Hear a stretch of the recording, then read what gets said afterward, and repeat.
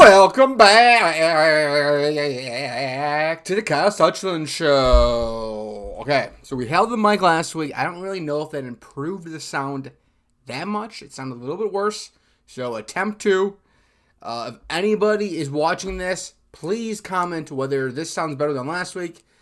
Like, the chances that you watched both episodes are probably like an 0.00001%. But if you have, and you notice an audio quality that's different of this episode versus last episode versus episode 7, please comment which one sounds better. Because I'm trying different mics, trying different setups for this shit you guys can't see behind here. We're trying to get better here, you know? 1% better, that's okay. We're trying to get, you just get 1% better every day. That means after 365 days, you're 365% better.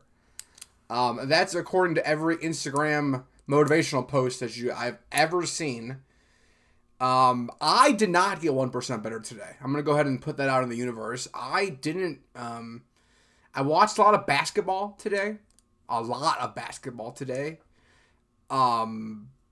a lot of golf. A lot of Valspar, a little LPGA golf.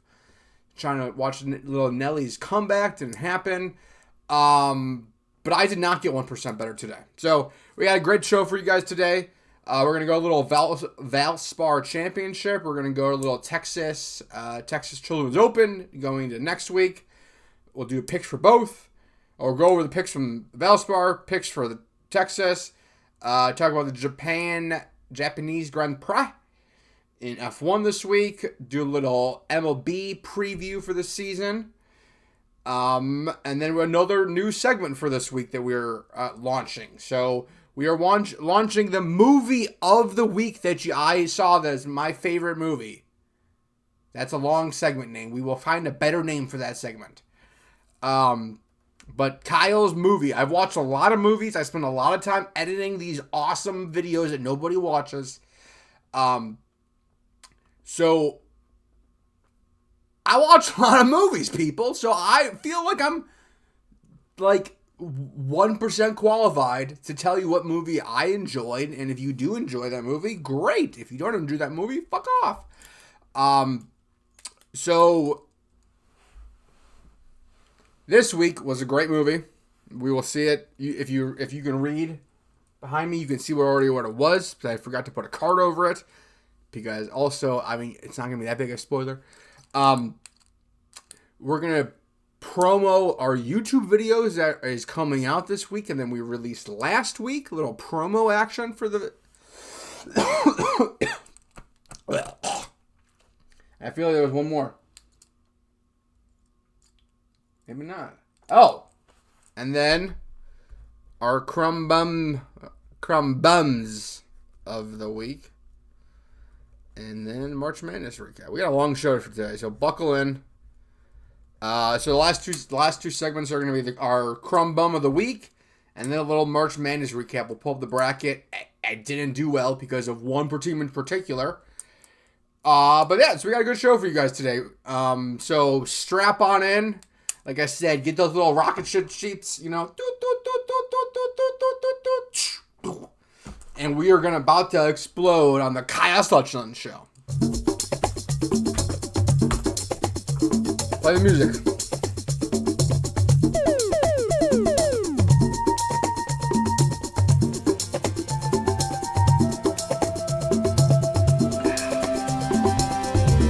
Okay, so you may have heard music there. It depends. It's already... Hold on. It was the 22nd as we started this podcast. It has now become March 23rd. So welcome to the first time traveling. We're not going to get into that again. But the first time traveling podcast. Where you started listening to this podcast on the 22nd. And now it's the 23rd. So time travel. Hope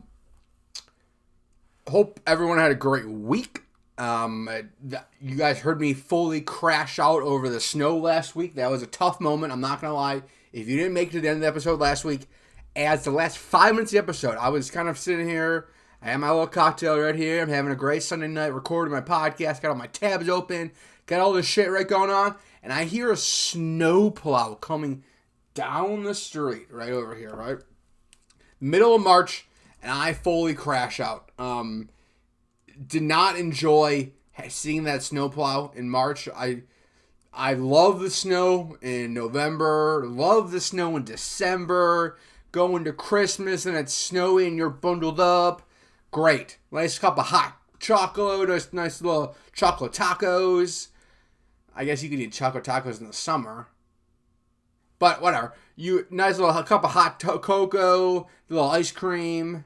I guess you're not going to eat ice cream in the winter unless you're a psychopath. Which, I mean, glass houses. So you have your hot cocoa and you're bundled up. And I don't really mind the snow. I'm not going to complain about the snow a ton at that time of the year because it's kind of fun. It gets you in the winter holiday spirit. It kind of like, I don't know, there's something about being outside all summer that's like, okay, it's nice for a little break inside where you feel like you're not forced. You don't feel any pressure to leave the house and you can sit in your pajamas all day long on a Sunday and watch football. So that's where the winter's fine for a little bit. And then I get over it super quick. I would really, once January 1st hits, and like maybe a week or two after January 1 hits, I'm ready for this thing to get out. Let's go. It's like if you ever had a house guest that stayed a little too long, and you're just like, get the fuck out of my house. That's what I feel like for winter, right? It's like, okay, you know, I can put up with this, right? Maybe you go to another cocktail, sit in a different spot, give it a snack. I can put up with this for a little bit longer, but also leave. So when it started snowing last week, I crashed out. I want to play golf. I want to go to the range. I want to film videos.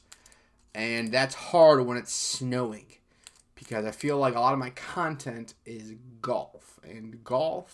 And snow, oil and water, I would say. That's oh my God. What a metaphor. Maybe. Well, who could ever know that? Such a thing. So, snow's gone, melted. We played golf once. I was going to play golf today. Too cold to play golf today. So, we are... The vibes are slightly up from where they were last week at the end of the show. I'll say that. Spring is ever approaching. It's just... The winter is just, it's been a bear this winter. I would say that. I think we had an early snow, right? I think it snowed right around the Halloween, right after Halloween. And it snowed in the middle of March, right? So it's been a pretty brutal winter. We had a lot of cold weather. It was cold. It was a lot of snow on the ground for a long time this winter. One of the more brutal winters that I can remember, besides like maybe when I was in high school. But it was cold for a long time, and what always is an indication for me, which is, I'm sure there's something actual, but we're called Kyle's Snow anti-snow melt meter. And that indication was on the ground for a long time this year, because it would snow, and then it would just stick around, and it would turn to that disgusting brown mash, and it'd be tiled. Multiple times it would snow and then it would just start piling up, and then like you go to shovel and there's no way to fucking throw it. That's what I start getting very upset with, and there was a month of that this year, which also feels like other winters we've had really drier where it's been cold. I could deal with the cold, right? Not a big deal. You put a couple extra layers on, deal with the cold. But when it snows, it feels like it just shuts shit down. You can't take the dog for a walk around the block because you have the assholes that don't shovel. So we're finally disapproaching. Is that a word?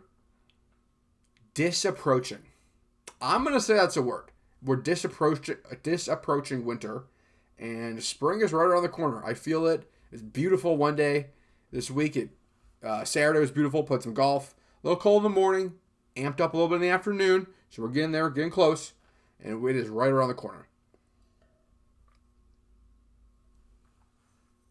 Valspar.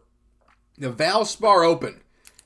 So Innisbrook this week. No, another great tournament. Non-elevated. I don't know what their nomenclature is. They want to call, like, if you call some events elevated events, it's almost like you're calling the other event elevated event, the other events non-elevated. Like, what is a nomenclature that Mr. I can't know if it's Brian or Matt Rollup. I don't know. So we're just gonna say Matt Rollup, Brian Rollup. We're just gonna say Rollup. How about that? We're just gonna say I don't know what nomenclature he wants me to use. Does he want to call me these non-elevated, like, B events? See, like, what do you call these events if they're non? If the other ones are elevated, if you're saying, hey, these events are elevated, what do you call this group? I mean, I think it's just non-elevated, which makes it sound like it's less of a win. I guess you don't have as hard of a field, but still, I mean, it's a PGA Tour event. You have a great field, no matter what. And especially in this Florida swing, especially ramping up to the Masters here, where we're getting close, people. We are getting close to Augusta National itself. The Florida swing is over. Congratulations. I want to pull up because I want to make sure.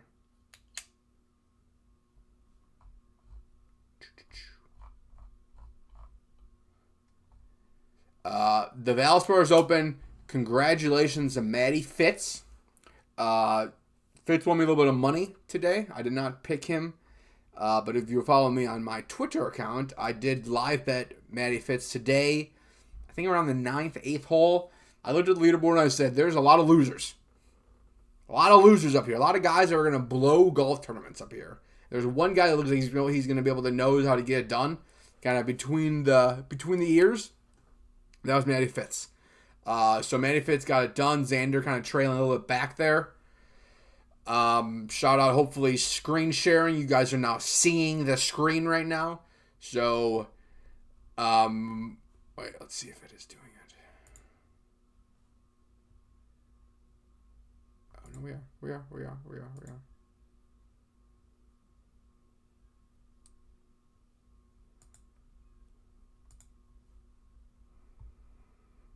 We stopped the screen recording.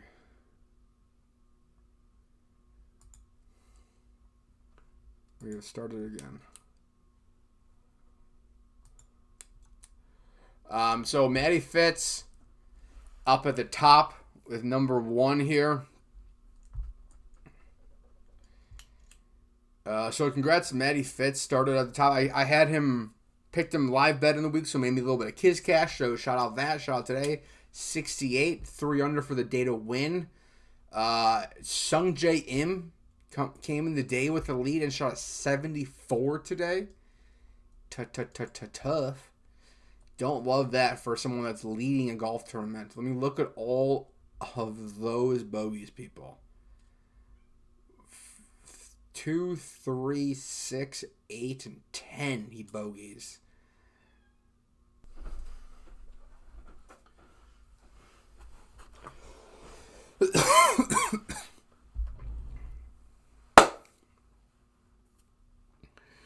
So shout out Sungjae Im on an atrocious day.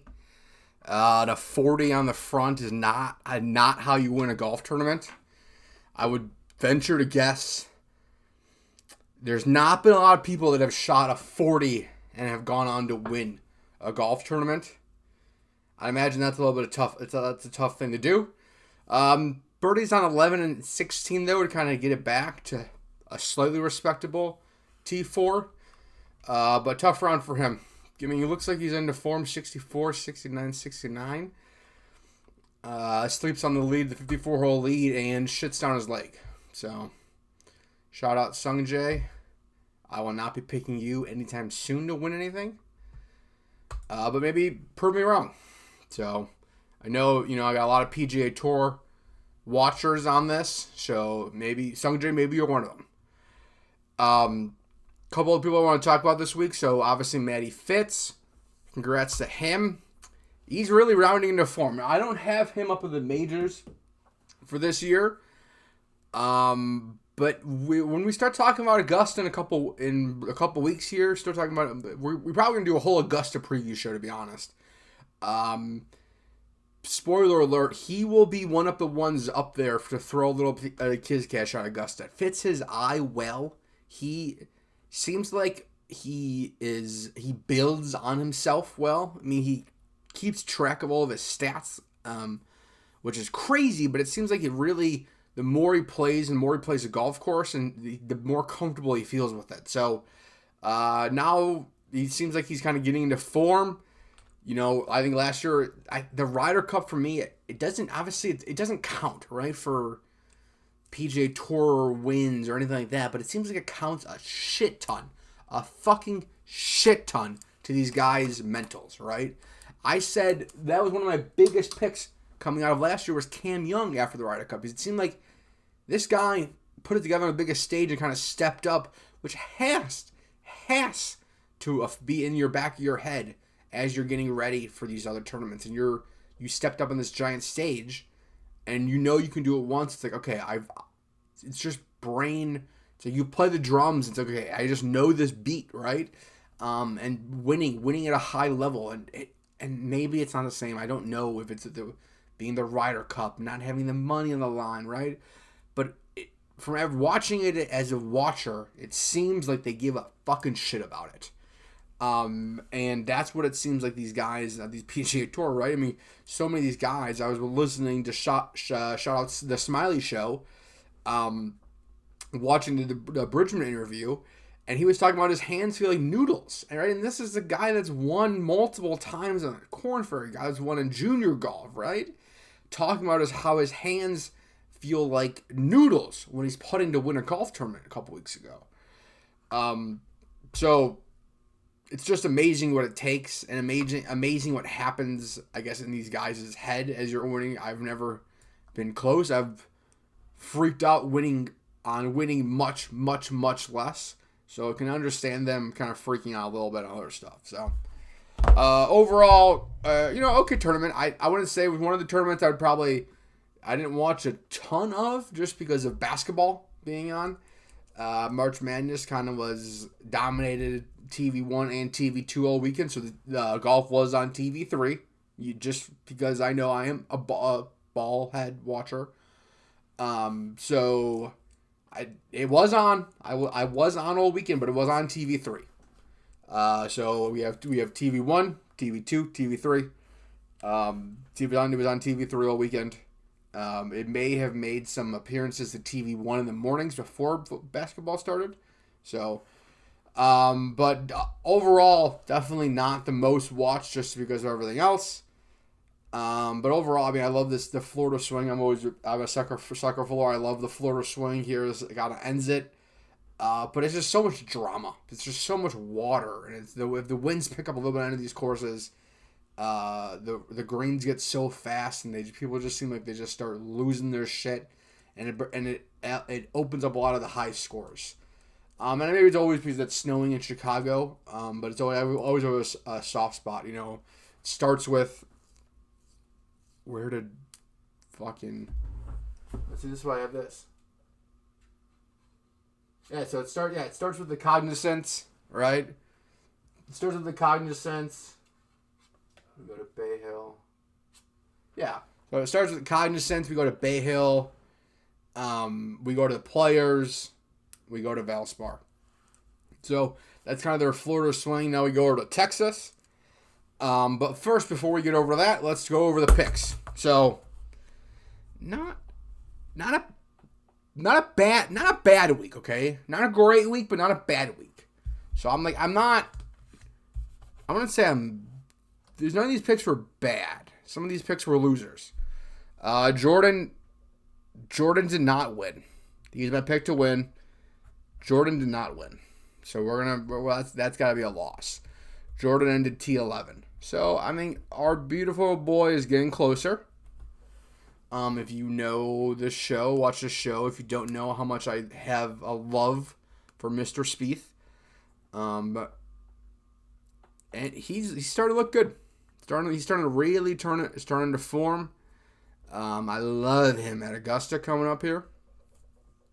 Next pick was top 5 for Xander Schauffele. Take it to the bank. That's a dub, people. That's a dub. You're welcome. You're welcome. I forgot to write down the odds, and it's like it must be. This is crazy that I'm trying to find the odds after because but it's like that doesn't exist. That's a crazy thing to ask for your stupid fucking computer to ask for all this technology, and you can't find fucking odds after the tournament. It's mind-boggling. I sat here for the last probably 15 minutes before the podcast started trying to find the odds for last week because I forgot to write them down after last week, and that pissed me off. So I don't have the odds, but Xander, top 5, take it to the bank, dub. The next one, Mr. Justin.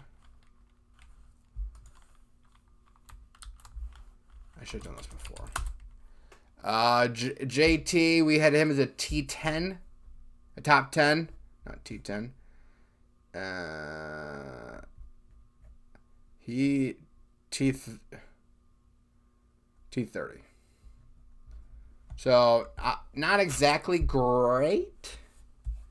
That's a loss. So we'll hand up.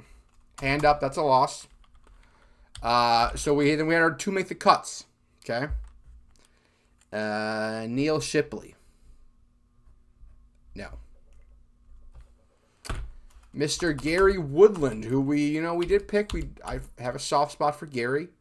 Great week by Gary. T14 by Gary. Shout out Gary Woodland. Coming back into form after the brain surgery. If you watched Full Swing, you will have a soft spot for him. If you have not watched Full Swing yet, go watch it and you will find out how rootable, how easy it is to root for Gary Woodland because he's a good guy. Oh no. I thought I just typed in Corey Connors. That was Gary Woodland. So we're good. And then my last one was to make the cook was Mr. Brooks Koepka, who is T18. So another dub there. So we had 3 for 3 this week. Not bad. 3 for 3. We'll take that. We'll take 50%. I mean, that was kind of what a lot of my grades in college were. So 50% is not. We'll place this card in.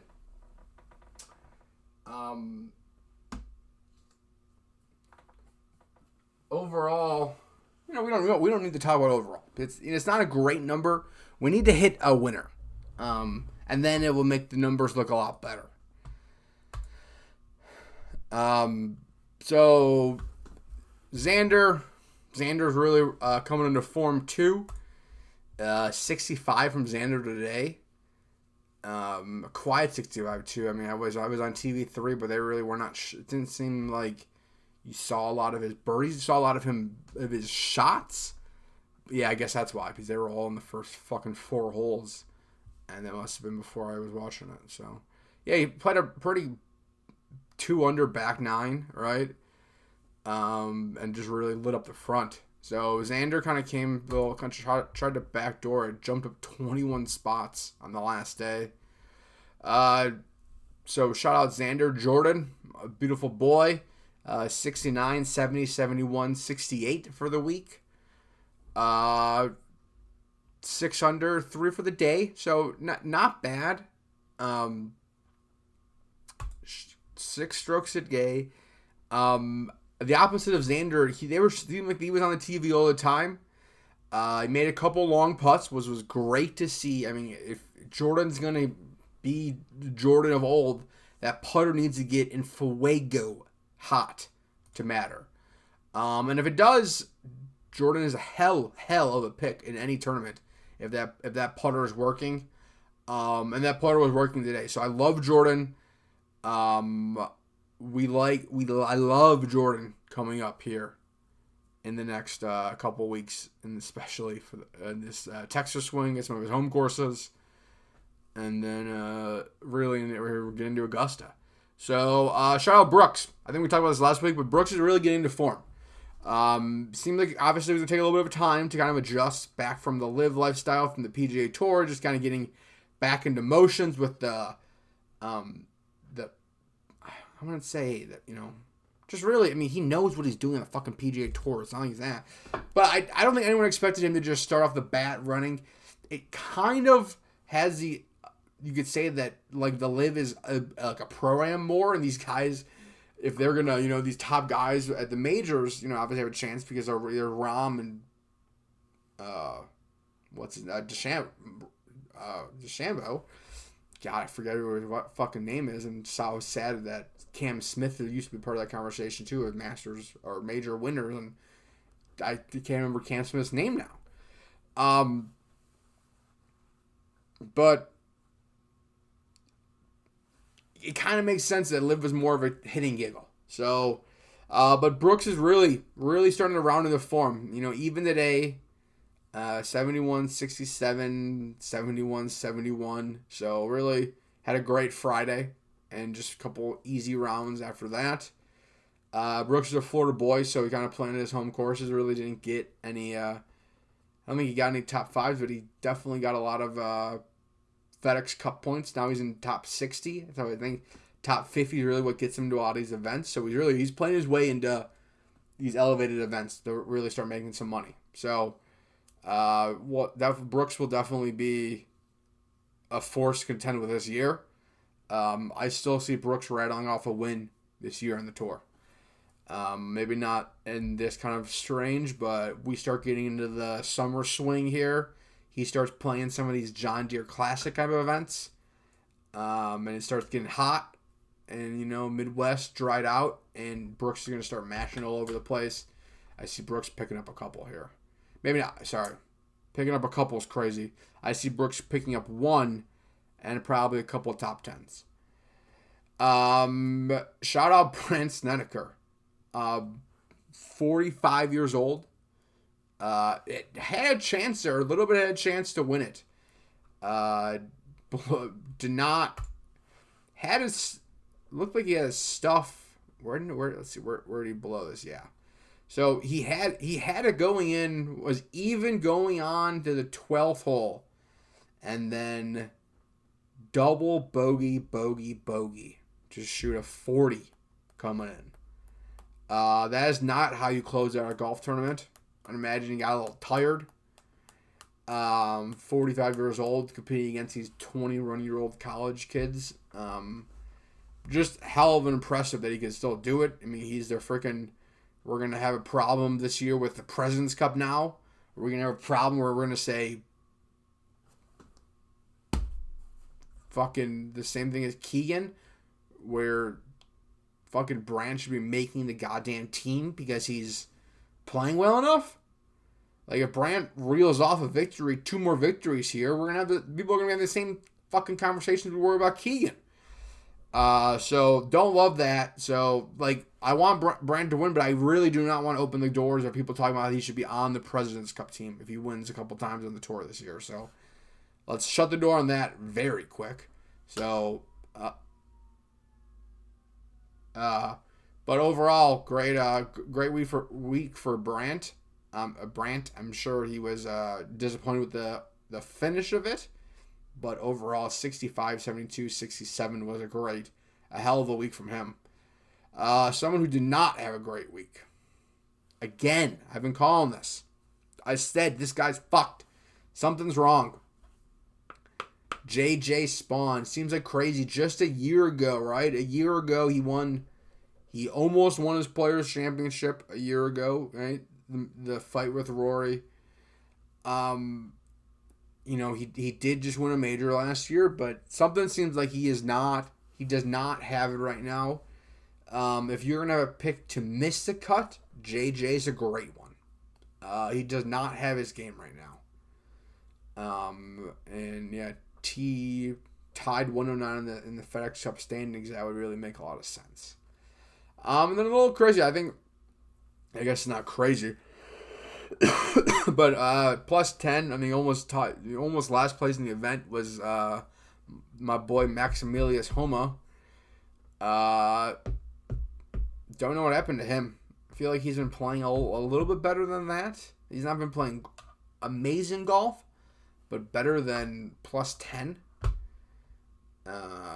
I mean, the first day, 78, it's a tough day.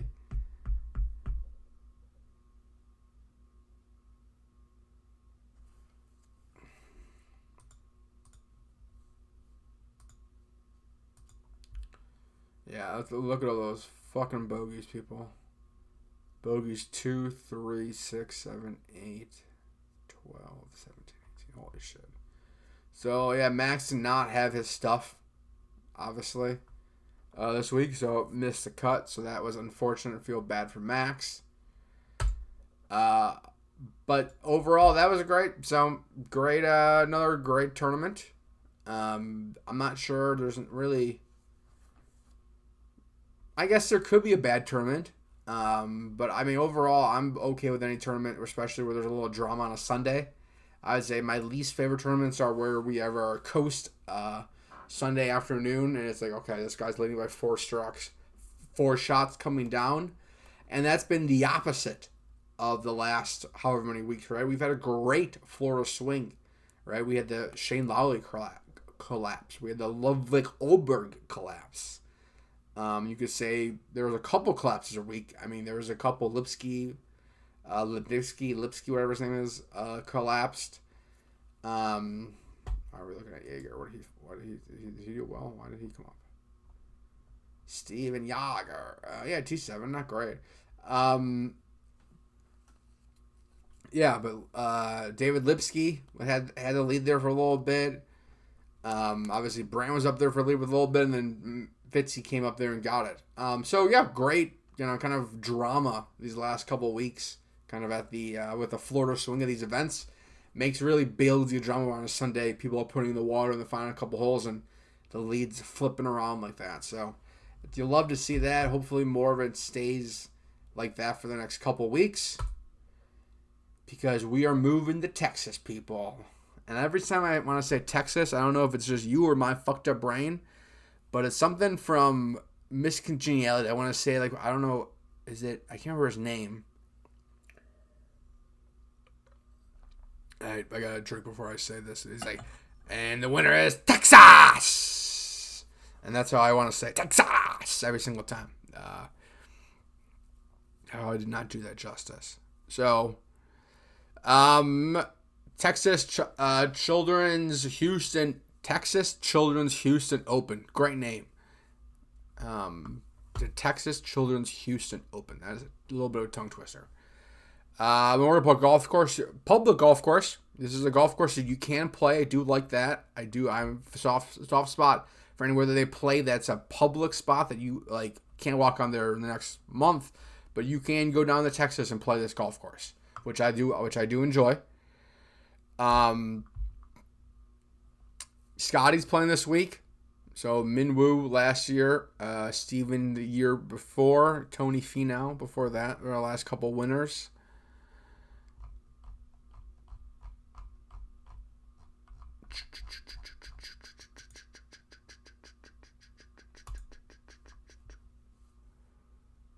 I think it's supposed to be nice this week.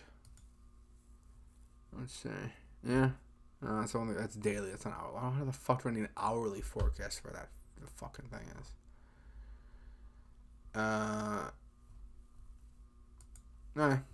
Well, so Texas Children, we're coming in, right? This is the stretch. Now we're legitimately in the Masters pre-stretch. I think I've been saying, right? You say the Florida swing is at Masters, but this, right, is where you're gonna have people really start kind of amping up. You have Scotty in the field on an off, non-elevated event this week, getting some work in before the Masters. So now, a long-awaited segment, the pick segment of the show. I know you guys are all waiting for my Texas Children's Houston Open wasn't it the Shriners? Whatever. You were waiting for my Texas. I spelled Texas wrong up there. I'm so stupid. I spelled Texas up here, people. You want to know how dumb I am? I spelled Texas Texax. Texas. Texas.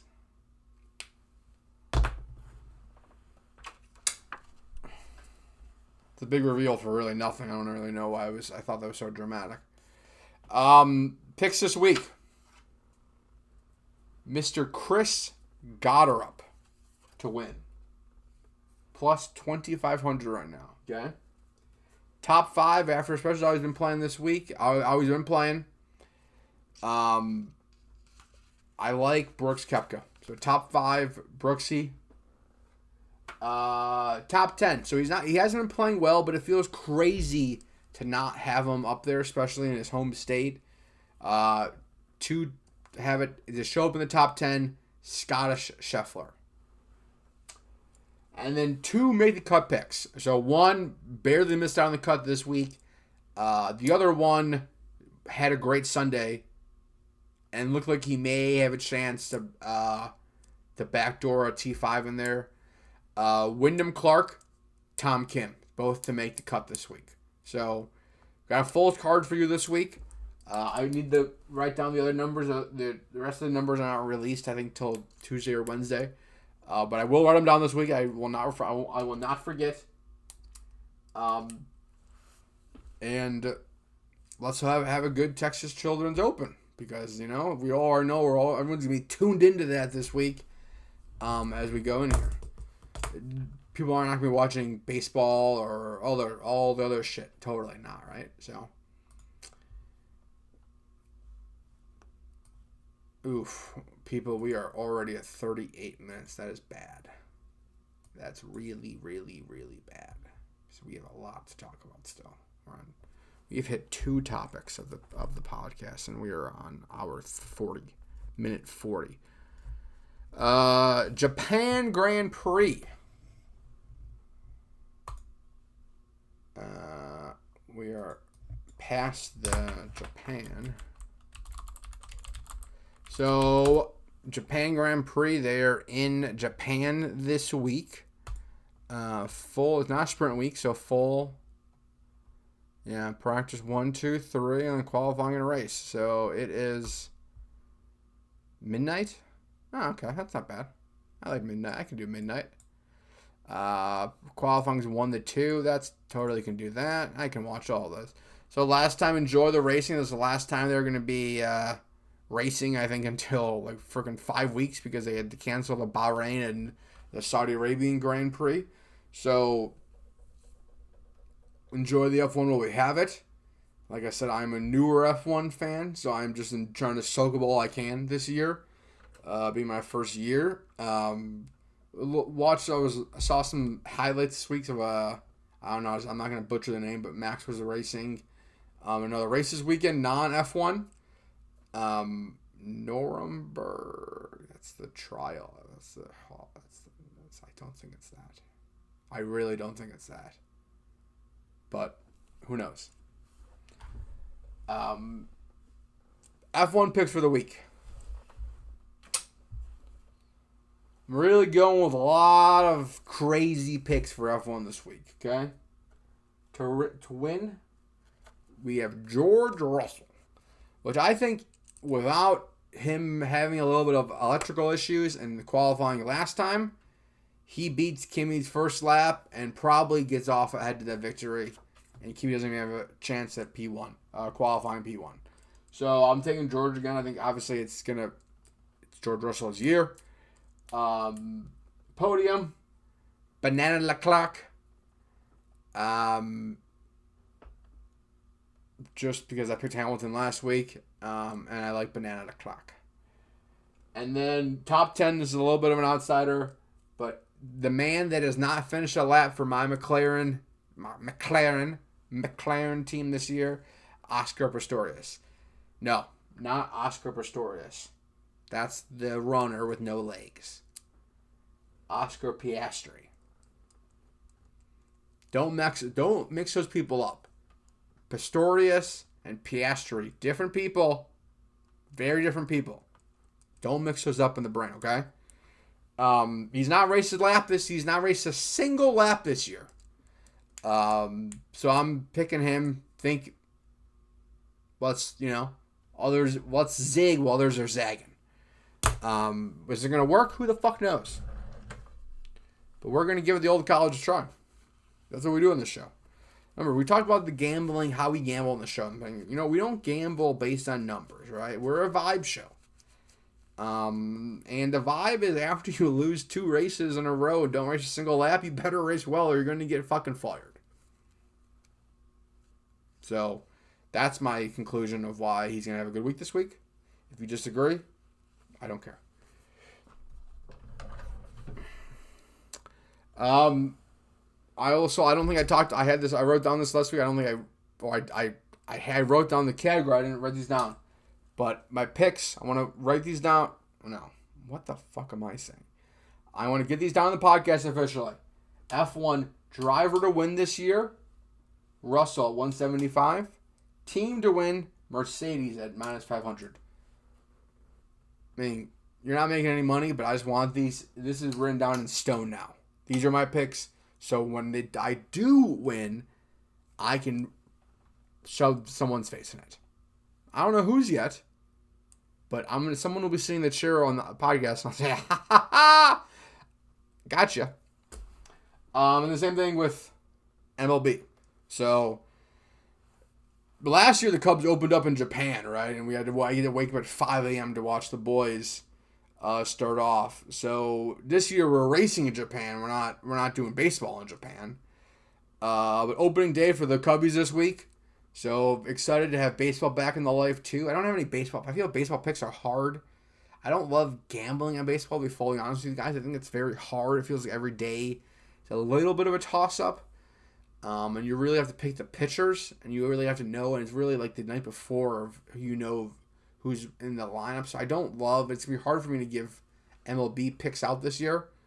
I mean, I think the Cubs are going to do well, so I would say they're going to definitely be over 500, win the division. So if you bet on them every single week, every day, you're going to make money. I just don't know which days.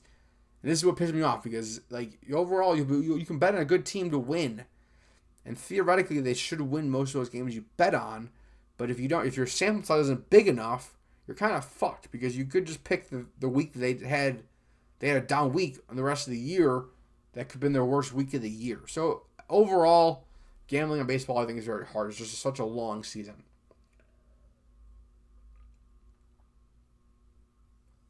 And I will try to find some picks for you guys. It's going to be outside, just of who to win. Maybe some other, if I can know there's a matchup going this week. Big matchups going, right? I can, we obviously know Matthew Boyd's going to throw a no-hitter on Thursday, so take that to the bank. But my 2 long picks for the season, ML Central winners, Cubs at 110. You can thank me later. Take that to the bank. That's a plus money. And then NL Cy Young, Paul Skeens. I mean, that's not a crazy pick. He won last year. But that's at 210 right now also. So, little free money for both of those. You're welcome. And we are off to the races MLB season this year.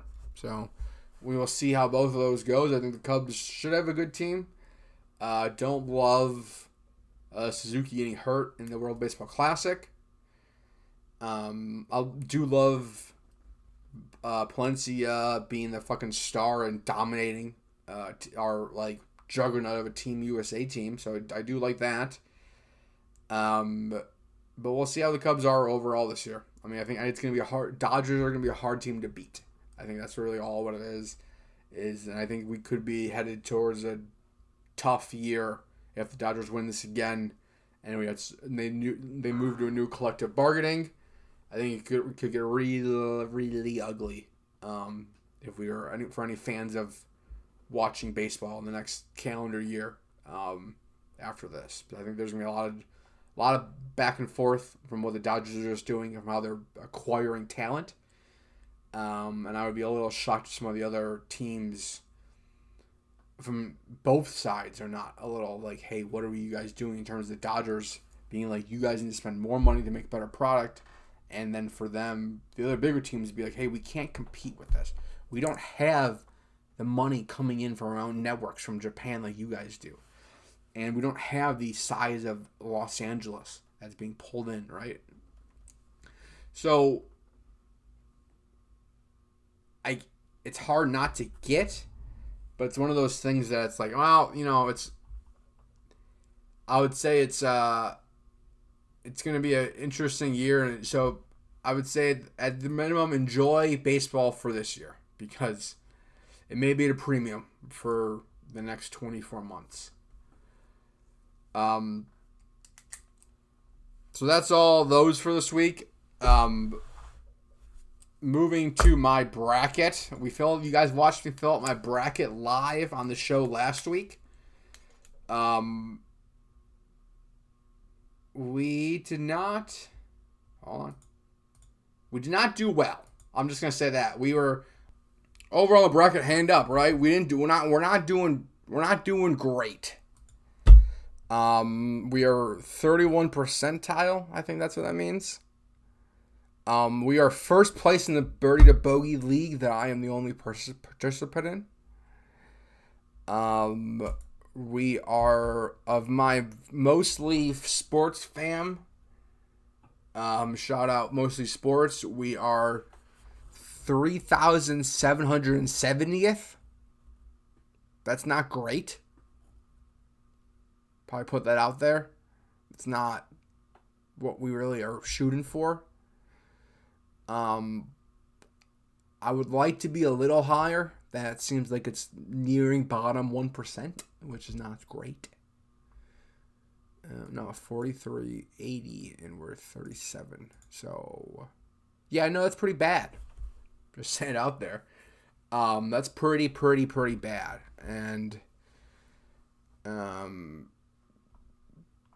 there's a lot of you 4,300 people that are a lot better at college basketball picks than me. And I did this live on the podcast last week. And that brings us to our Crumb Bum of the Week, people. So, I know you guys were all asking, who is going to be Kyle's Crumb Bum of the Week?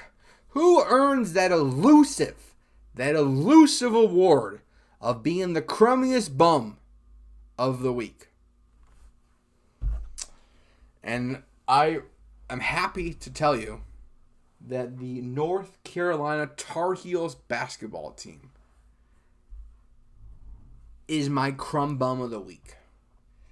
I picked the North Carolina team to go to the Final Four because I'm like, you know what, these boys, maybe they know what they're doing this year. These North Carolina, these Tar Heels. I didn't watch a fucking game with them this year. But I was like, you know what? Florida, losers. That's right. North Carolina, they're in. So that was on me, right? Them to get bounced the first. They obviously were not the highest seed to get bounced, but they were my highest seed. I had them going to the Final Four. And that kind of is not really what you want to lose the first day of the tournament is one of your Final Four picks. That's a little tough. So not a great bracket. Not our year. Overall, we still have our champion in.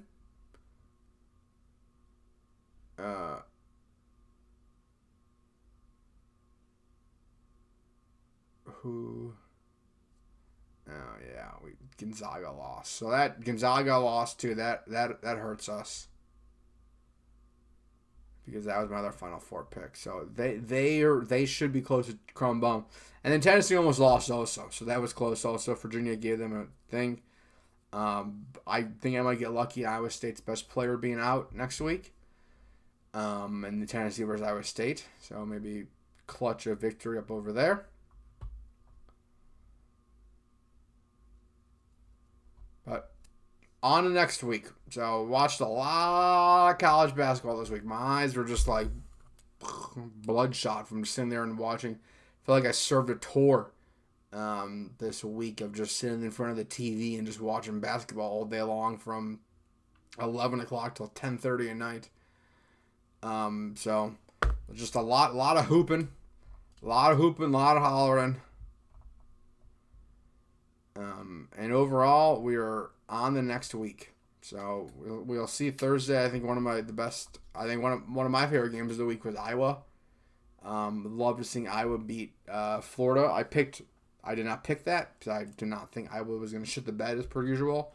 But Iowa kind of came in and clutched up a victory there and puts on one of the better just corn-fed it's just going to be all white boys just hooping in on Thursday night, Iowa versus Nebraska.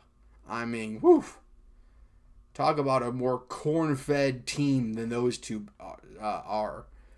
You have some husk on that team. You got some big boys playing on that one. So that was that.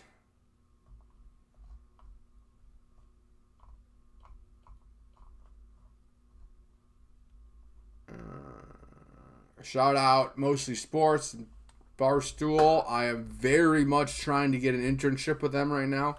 So if you happen to be watching this from Barstool and you're going a little Inception right now, I would love to be part of the team, and hoping that my application would be considered seriously for one of the two spots that are open. We hit Crumb Bums of the Week. We hit March Madness. Preview of the last YouTube video. So the YouTube video released this last week was a 4-ball matchup with our friends from Sultans of Swing, our friend Steven from Lake County Golf Academy, and then Carlos he's got a new account, Lean With It Golf. So we did a 4-ball match. Came down the last hole, came down the last putt at Heather Ridge. That was a great one. Give that a check out.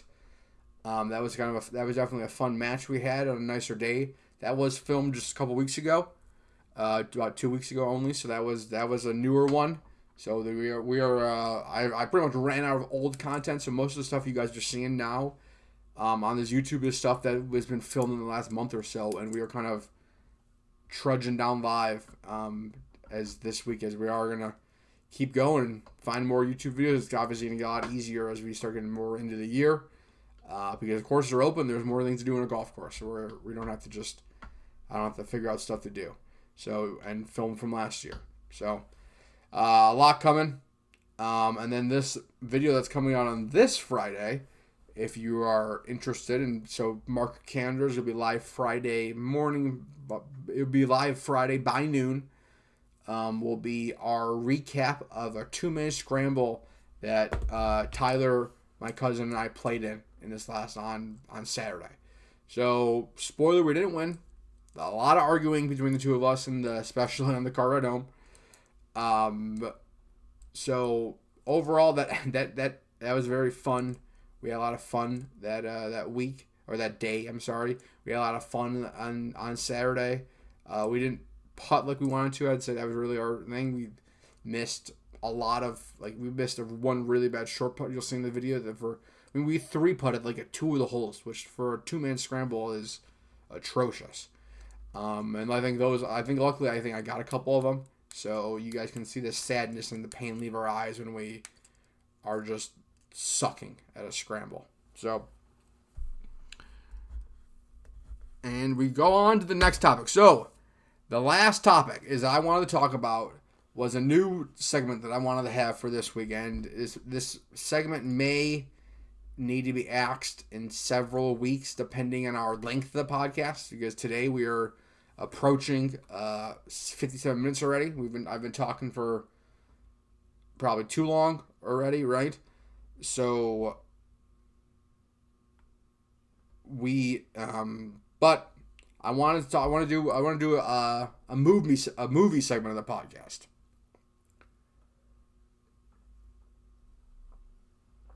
Like I said, massive movie guy. I love watching movies. Watch a lot of movies editing. If I had more money, I'd be going to the movies a shit ton more. But going to the movies is fucking expensive. So I did take the budget hit, and I did see Project Hail Mary this week. See this movie, okay? I promise this segment will not include a bunch of must-watch movies from me as I do this every single week, right? Some movies I'm going to say are maybe a 7 out of 10. It was a great movie. I enjoyed it. But, maybe it was a little boring at points. Maybe it could have been sped up. They could have cut half an hour there, half an hour there. That's not this week. Project Hail Mary is not that movie. Project Hail Mary is one of the better movies in the last, I want to say, decade. One of the better space movies that I think I've ever seen.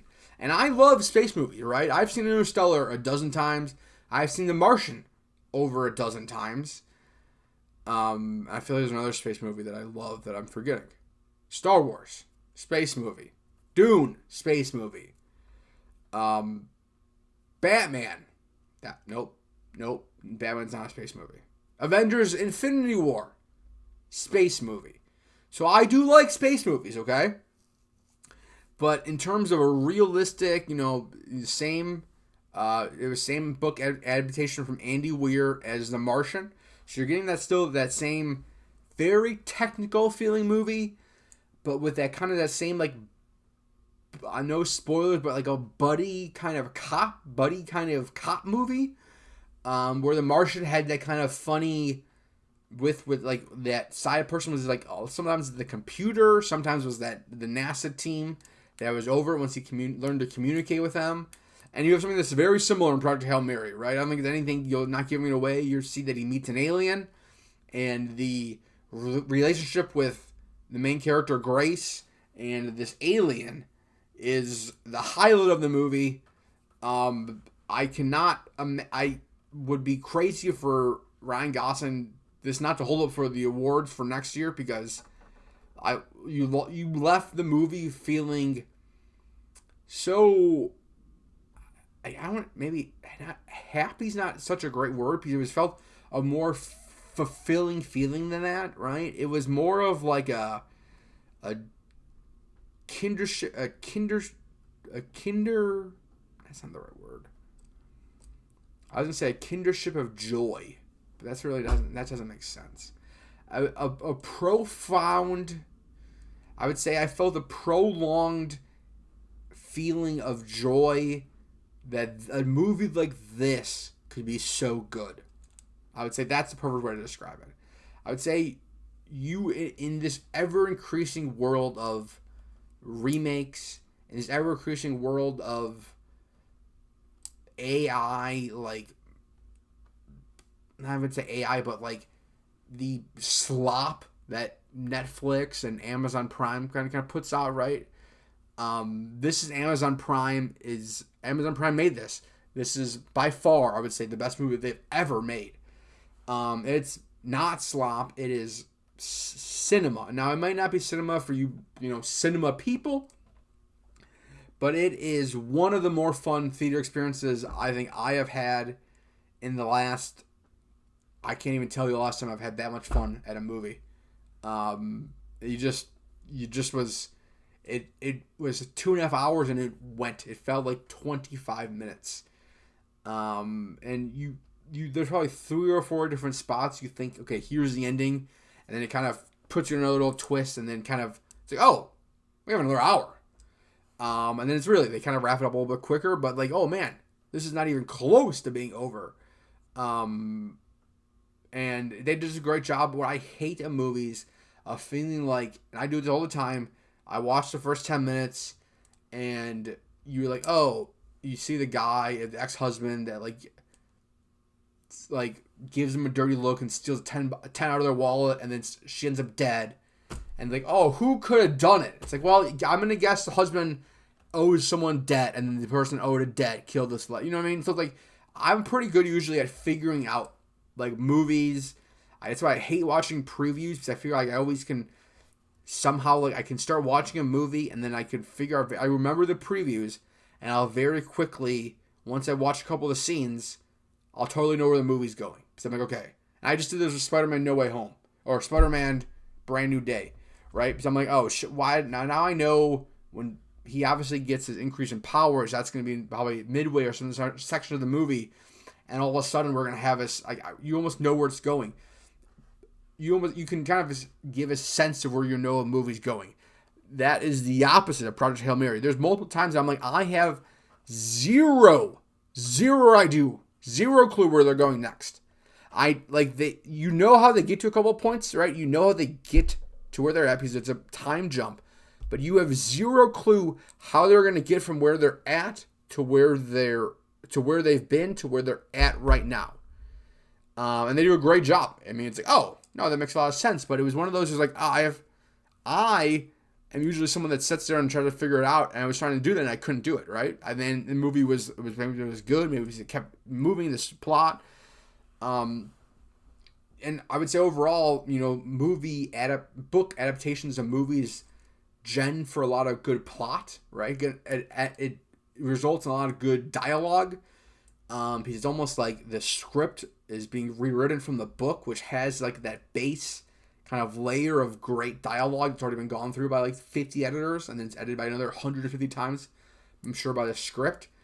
And so it seems like it's a very polished piece, and you always have great dialogue in a lot of these movies.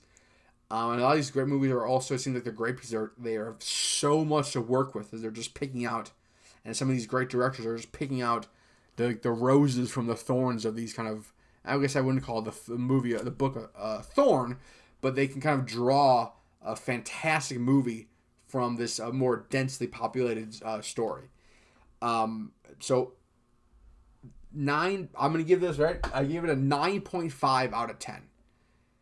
I'm not going to slap a lot of must-watch movies on this show, but I will say that Project Hail Mary is a must-watch movie. I would love to know anyone that does not like it. Now, I can understand maybe if you don't like space, I could understand maybe that, okay?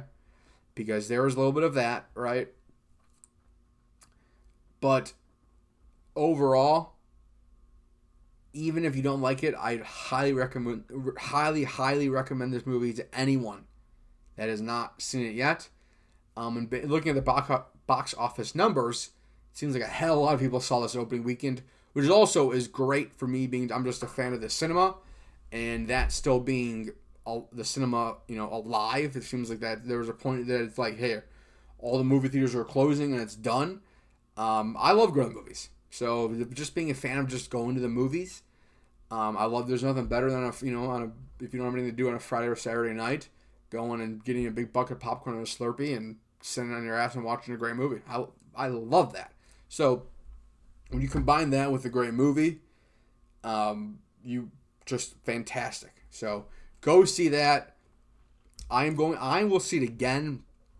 I really want to see it in IMAX.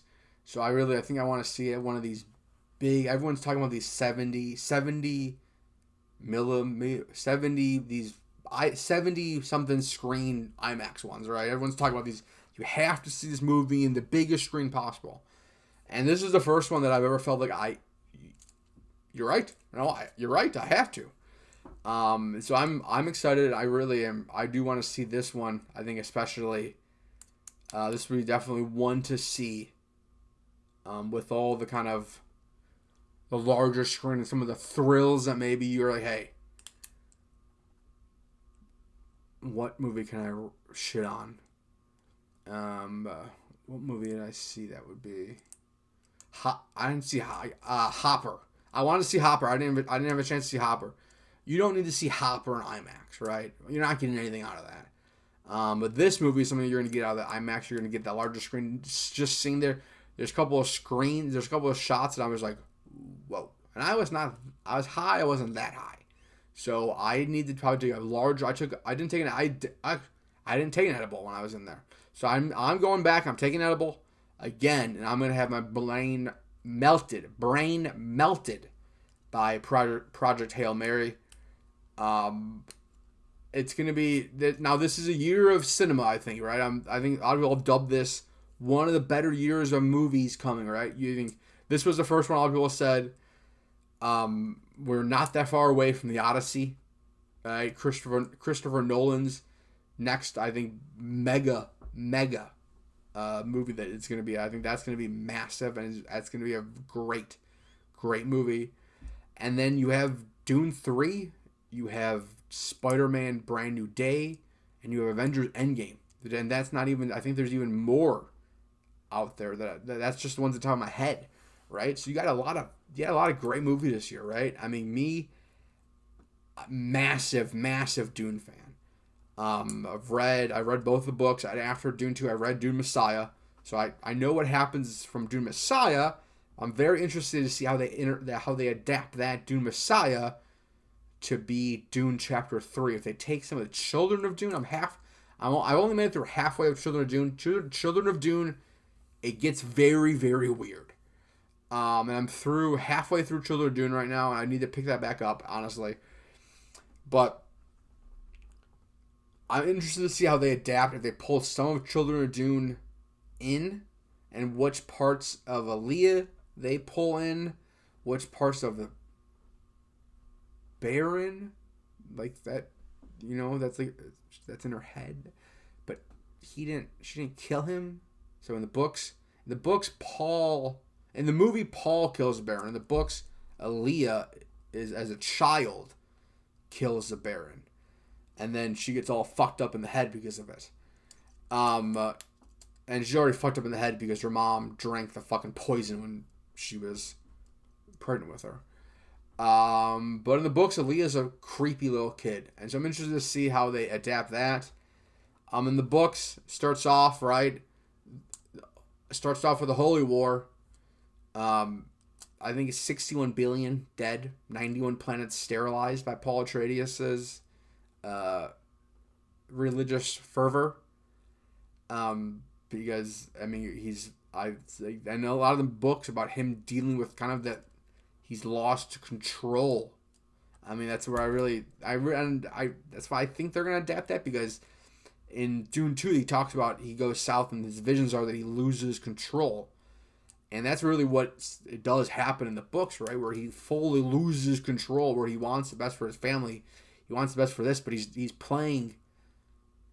He goes and he's playing chess, right? It's not like he's playing checkers. He's playing high level chess in Dune 1 and Dune 2, right?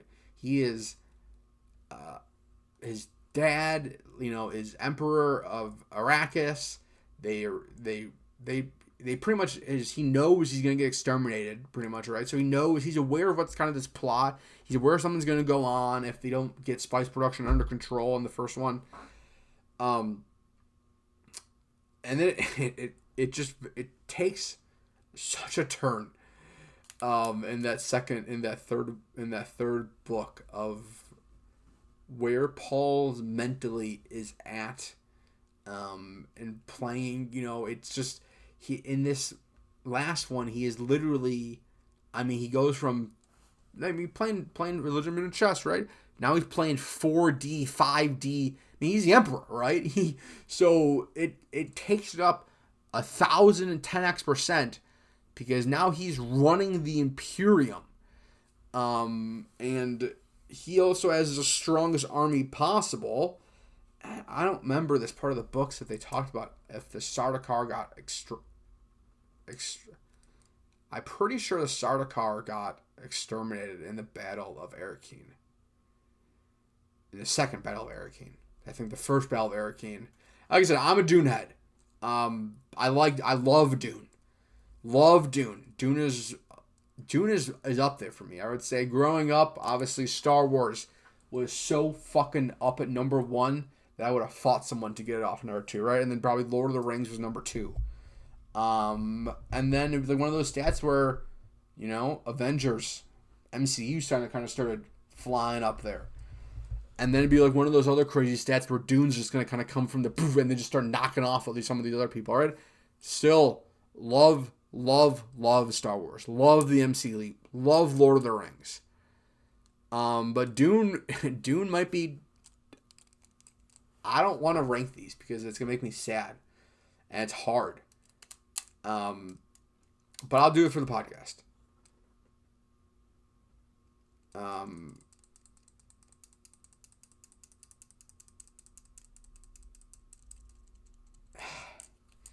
Star Wars used to be number 1 for a long fucking time. Until the new recent thing, man. I feel like they fumbled shit. I used to love Star Wars. I couldn't miss. I think, and it seems like it's. I don't know. It just seems like the last set of movies just were not. They were loved them. They were not. They were not as great as the Dune 2 was. I think overall, I still love Star Wars as an entity more than I love Dune, but Dune 2 beat any of the newer 3 Star Wars movies for sure, and probably beats all of the Mandalorian besides the last 5 minutes of the last episode. And if you know the Mandalorian, you know the part I'm talking about with Luke. And that's pretty much the only part that I would say of the last content that's been out that I would say is the rival to Dune 2. Now, if you want to start talking about the early ones and start talking about, the first, maybe not the first episode, but episode 2, and I love Attack of the Clones and I love Revenge of the Sith, right? I think Revenge of the Sith is a perfect movie. It has not a second that is bad as a. It just is perfect encapsulation of a character being in a single secular spot in the beginning and moving, having that same. Values is maybe not the right word, but having that same underlying principles, and then being just a completely different character by the end of the movie with Anakin. And I love that just black and white that it presents you with, that he's a fucking Jedi master at the beginning of the movie, and we end the movie and he's murdering kids, and he's literally the Darth Vader, right? And like for me, I love it. Is it wrong to say it's a coming of age story? Is that crazy? I feel like it's a crazy thing to say. Episode 3 is a coming of age story, but it kind of is. So we're gonna take that out, right? But I'd say they fumbled it a little bit, right? So Dune's up there, and honestly, the MCU, right? The MCU prior 5 years ago, right? Really, post Endgame, post Spider-Man No Way Home, right? That was still great. Post that, it's been a slop, right? It's been, again, I feel like a similar Star Wars. I feel like it's not, maybe it's because I'm 33 now and I'm not in my 20s. Maybe it's not for me, but it feels like it's more kiddie. It feels like you've lost a little bit of the grittiness to this that made some of these characters human and didn't make it like you're just a comic book character. And that's right, where Dune, it does not. All those characters feel like you're pulled, that realism is pulled away, in the real world out of them. Maybe it's just because of better filmmakers doing it than some of the. And then Lord of the Rings, obviously, I've been watching the new stuff. All of those first ones, if we're going to talk about that hitting, I would say that's a little bit. I probably could have a little bit of recency bias, but Lord of the Rings: Return of the King is a perfect movie, also, and easily one of my top 5 favorite movies. And one of my most rewatched. I've rewatched Return of the King so many times.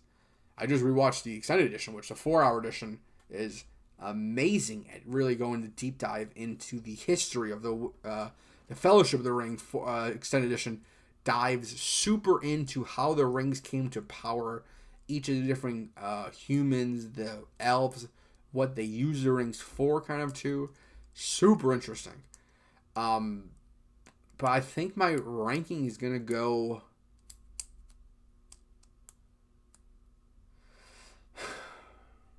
I think it goes Marvel. I think it goes Dune. It goes Star Wars. And that's hard to say. I think it's MCU, Dune, Star Wars, Lord of the Rings. Which is like making you choose between your top 5 favorite children. It's a hard choice. Dune's moving their way up there, right? I would say adult Kyle, Dune's been number 1. Obviously, if you're an adult for Lord of the Rings, I would say as your adult life, right? But Dune, as I've been in my 30s, right, I'm in like more into this world of government, right? As the more you understand that, some of these movies, some of the writers were really talking about as they wrote some of this shit. It's like, man, yeah, I could see what some of the shit they're talking about. In the world as they could see their adaptations of the world and how they put that into their novels. You can really see that in these last, especially these last, couple of years. This shit's been fucked. But that's it. That was I don't know how I got into the movie review and got into a listing of Dune, Star Wars, Lord of the Rings, Marvel. But let's write that in the podcast for future references. 1 MCU, 2 Dune, 3 Star Wars, 4 Lord.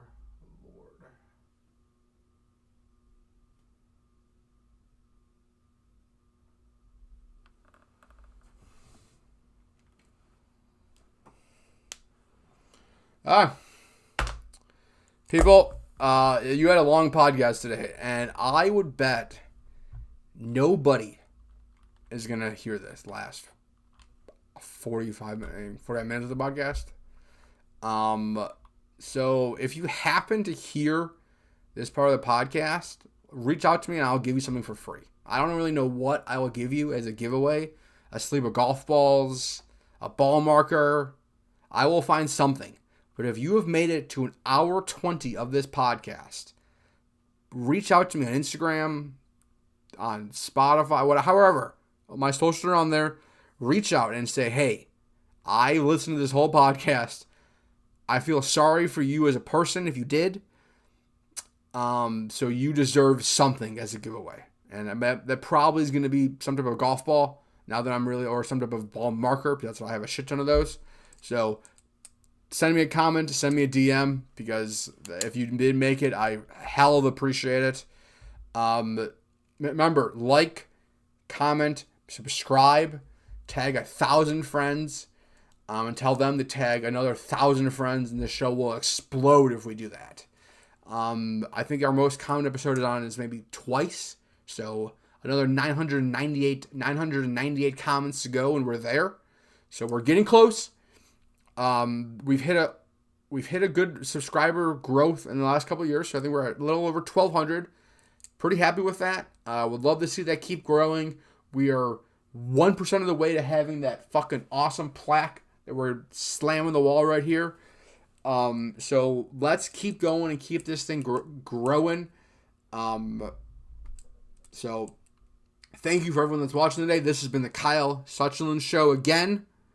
Signing off. Have a good one.